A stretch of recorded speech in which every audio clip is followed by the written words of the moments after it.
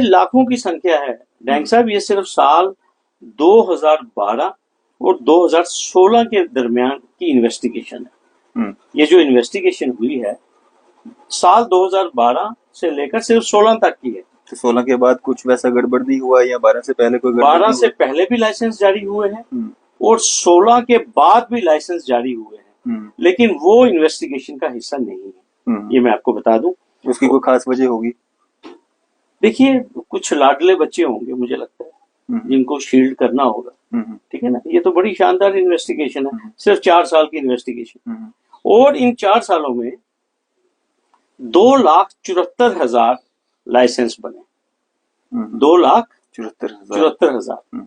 अब इसके बाद हुआ क्या, सरकार पे जब थोड़ा सा जम्मू कश्मीर सरकार पे जब दबाव बढ़ा इस स्कैम का, तो अल्टीमेटली जम्मू कश्मीर सरकार ने इन्वेस्टिगेशन इन दोनों एफआईआर की सीबीआई को हैंड ओवर कर, और अक्टूबर 2018 में सेंट्रल ब्यूरो ऑफ इन्वेस्टिगेशन ने 2 एफआईआर रजिस्टर किए, एफआईआर नंबर 6 और एफआईआर नंबर 7, और ये दोनों एफआईआर जो हैं सीबीआई के चंडीगढ़ ऑफिस में रजिस्टर हुई।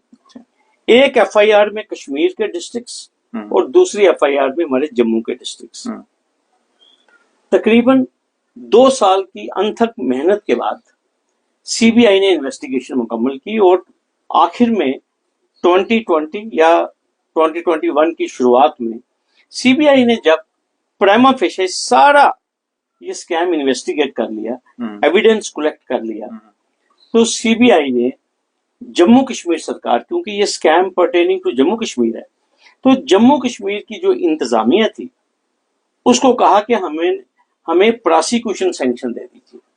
प्रोसिक्यूशन सैंक्शन का मतलब ये है कि चालान, हमारा जो चालान पेश करना है डेजिग्नेटेड कोर्ट में, जब तक सैंक्शन नहीं होगी तो उस केस की जो एंटी करप्शन कोर्ट है या डेजिग्नेटेड कोर्ट है वो उसकी कॉग्निजेंस नहीं ले सकती।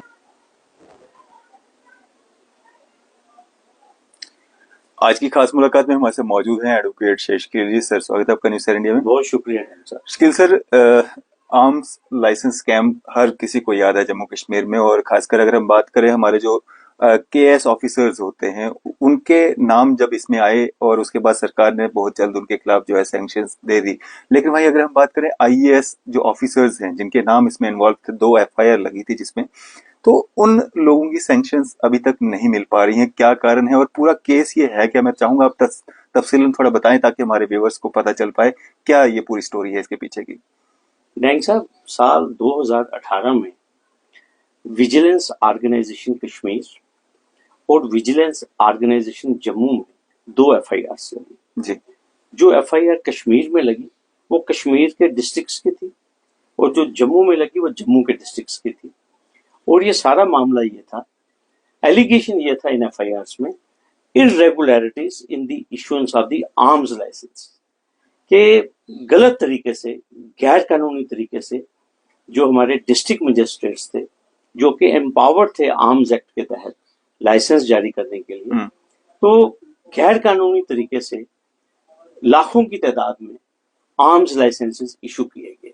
1000-2000 नहीं है, लाखों की संख्या। ये लाखों की संख्या है डैंग साहब। ये सिर्फ साल 2012 और 2016 के दरमियान की इन्वेस्टिगेशन है। ये जो इन्वेस्टिगेशन हुई है साल 2012 से लेकर सिर्फ 16 तक की है। तो 16 के बाद कुछ वैसा गड़बड़ नहीं हुआ या 12 से पहले कोई गड़बड़? 12 से पहले भी लाइसेंस जारी हुए हैं और 16 के बाद भी लाइसेंस जारी हुए हैं, लेकिन वो इन्वेस्टिगेशन का हिस्सा नहीं है। ये मैं आपको बता दूं। उसकी कोई खास वजह होगी? देखिए, कुछ लाडले बच्चे होंगे मुझे लगता है जिनको शील्ड करना होगा। ठीक है ना। ये तो बड़ी शानदार इन्वेस्टिगेशन है, सिर्फ 4 साल की इन्वेस्टिगेशन, और इन 4 सालों में 2,74,000 लाइसेंस बने। 2,74,000।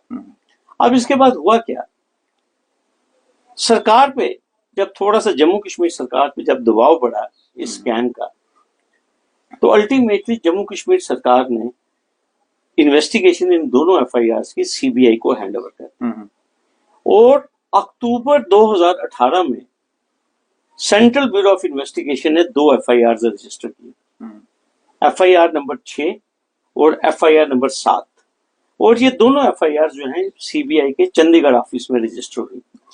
एक FIR में कश्मीर के डिस्ट्रिक्ट्स और दूसरी FIR में हमारे जम्मू के डिस्ट्रिक्ट्स।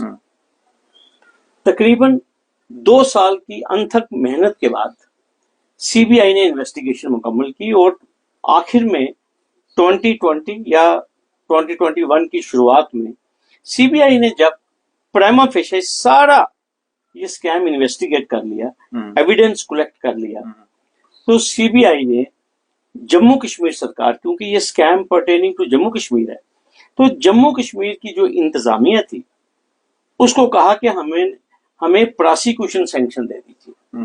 प्रोसिक्यूशन सैंक्शन का मतलब ये है कि चालान पेश करना है डेजिग्नेटेड कोर्ट में, जब तक सैंक्शन नहीं होगी तो उस केस की जो एंटी करप्शन कोर्ट है या डेजिग्नेटेड कोर्ट है वो उसकी कॉग्निजेंस नहीं ले सकती। तो कॉम्पिटेंट अथॉरिटी मोस्टली जो है हमारे कानून में वो अपॉइंटिंग अथॉरिटी होती है। तो जहां तक तो KS ऑफिसर्स का ताल्लुक था, जुडिशियल क्लर्क्स का ताल्लुक था, इमीडिएटली उसकी प्रोसिक्यूशन सैंक्शन जो है वो जम्मू कश्मीर सरकार ने शायद मार्च या अप्रैल 2021 में उसकी दे दी। और जब सैंक्शन दे दी तो CBI ने अभी तक तकरीबन 13 चालान जो है वो डेजिग्नेटेड कोर्ट्स में जो KS ऑफिसर्स हैं उनके खिलाफ पेश कर दिए। और वो कौन से KS ऑफिसर्स, जो कि इन डिस्ट्रिक्ट्स में या तो डिस्ट्रिक्ट मजिस्ट्रेट्स थे, मतलब डिप्टी कमिश्नर थे, या ADM थे, एडिशनल डिस्ट्रिक्ट मजिस्ट्रेट थे, जिनको आर्म्स एक्ट के तहत पावर्स इख्तियार दिए गए थे कि वो लाइसेंस जारी कर सकते हैं। अब सबसे बड़ी बात यह है कि एक भी IAS ऑफिसर के खिलाफ चालान अभी तक पेश नहीं हो सका। वो क्यों नहीं हो सका? क्योंकि जहां तक IAS ऑफिसर्स का ताल्लुक है डैंग साहब, उनका जो कैडर कंट्रोलिंग अथॉरिटी है, खासकर एक यूटी के लिए, वो MHA, ministry of home affairs and department of personnel and trainings, government of India. लेकिन मजेदार बात यह है कि सिर्फ 3 ऑफिसर्स के लिए अप्रैल 2021 में 3 IAS अफसर्स के लिए जम्मू कश्मीर सरकार ने प्रपोजल भेजा दिल्ली में, DOPT में, और DOPT ने वो प्रपोजल रिटर्न किया कि भाई हमारा जो सिंगल विंडो सिस्टम है उसके तहत सर्टन फॉर्मेलिटीज हैं, सर्टन डॉक्यूमेंट्स हैं, आपका प्रपोजल जो है वो मुकम्मल नहीं है, तो आप हमें इसके डिफेक्ट्स रिमूव करके भेजिए। डैंग साहब, बहुत सारे खतूत जो हैं वो DOPT ने जम्मू कश्मीर की सरकार को लिखे कि आप उन डेफिशिएंसीज को रिमूव करके इन तीनों अफसरों का प्रपोजल जो है हमें रीसबमिट कीजिए। लेकिन जम्मू कश्मीर सरकार जो है उसने वो ना डिफेक्ट रिमूव किए, ना उन 3 अफसरों की फाइल जो है वो दिल्ली पहुंचाई। शायद अब एक अफसर हैं जिनकी फाइल एक एडवांस स्टेज पे चल रही है, एक IAS अफसर की। लेकिन मजेदार बात यह है कि जो बाकी 2 ऑफिसरान वाला है उसके लिए हमारी जो जम्मू कश्मीर की सरकार है वो कभी चिट्ठी लॉ डिपार्टमेंट को लिखती है, कभी CBI चंडीगढ़ को लिखती है, जस्ट जिसे कहते हैं ना shifting the buck and killing the time and to give undue benefit to this people. ठीक है, अल्टीमेटली अब क्या होता है, सितंबर महीने में मैं आपको बताऊंगा एक जनहित याचिका जिसे हम पब्लिक इंटरेस्ट लिटिगेशन कहते हैं वो जम्मू कश्मीर हाई कोर्ट में चल रही है, जिसमें याचिकाकारी जो है, पटिशनर्स जो हैं, मैं उनका वकील हूं। वो केस मैं साल 2012 से लड़ रहा हूं ये जम्मू कश्मीर में, और वो पिटीशन वर्चुअली यहाँ करप्शन के खिलाफ एक जहाद है, वो जो जनहित याचिका है उसमें हमारा रिलीफ ये है कि जम्मू कश्मीर में पटवारी की सैंक्शन मिलती है, जूनियर इंजीनियर की सैंक्शन मिलती है, JE की सैंक्शन मिलती है, टीचर की सैंक्शन मिलती है, AEE की प्रोसिक्यूशन सैंक्शन मिलती है, और आर्म्स लाइसेंस स्कैम में KS अफसर की भी सैंक्शन मिलती है। लेकिन IAS अफसर जो बाबू हैं उनके सैंक्शन क्यों नहीं मिलती? यही इशू हमने उस PIL में हाईलाइट किया है कि जो मेजर स्कैम्स हुए हैं जम्मू कश्मीर में, इसमें जो हमारे ब्यूरोक्रेट्स हैं, जो ऑल इंडिया सर्विस के जो ऑफिसर्स हैं, उनके लिए एक स्पेशल प्रोटेक्शन क्यों? उनके लिए कानून की चक्की क्यों नहीं घूमती? अगर CBI ने जिस तरह केएस ऑफिसर्स के खिलाफ प्राइमा फेशियल केस एस्टैब्लिश किया और सैंक्शन ली, तो ये जो हमारे आईएएस बाबू हैं, अगर इनके खिलाफ भी सेम एविडेंस है, सेम मटेरियल है, सेम सेट ऑफ एलिगेशन है, तो इनके खिलाफ पिछले 4 सालों से, 3.5-4 सालों से क्यों जम्मू कश्मीर की सरकार जो है वो खामोश है? और मेरी ये भी एक गुहार है कि भारतीय सरकार जो है वो क्यों जम्मू कश्मीर सरकार को क्यों नहीं कहती कि अगर इन्वेस्टिगेशन मुकम्मल है तो आप प्रपोजल दिल्ली क्यों नहीं भेज रहे? अब मैं आपको एक चीज बताऊंगा कि इसमें लेटेस्ट डेवलपमेंट क्या हुई जी, कि जब हमारी एप्लीकेशन मंजूर हुई, जिसमें हमने हाई कोर्ट से रिक्वेस्ट की कि सीबीआई को पार्टी बनाया जाए इस याचिका में जी, क्योंकि सीबीआई ही इस स्कैम को इन्वेस्टिगेट कर रही है, तो अल्टीमेटली हाई कोर्ट ने हमारी बात तस्लीम की और सीबीआई को पार्टी बनाया। ये सितंबर 2024 की बात है। अभी 2 दिन पहले जब इस केस की सुनवाई थी तो सीबीआई ने, चंडीगढ़ ऑफिस ने अपनी अपडेटेड स्टेटस रिपोर्ट फाइल की।